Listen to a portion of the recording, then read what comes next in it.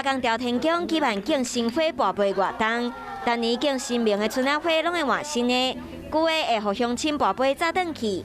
今年去买50位乡亲来参加，很开心这样子。对，刚好是今天生日，就大家过来沾沾喜气这样。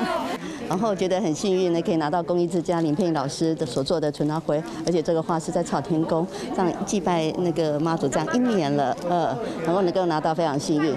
这个春仔花拢是工艺师林培英免钱甲学生做的，当年拢会做新的春仔花献予扩大庙宇的神明，其中就包括北港的朝天宫。每年都是我设计，然后教学员做的。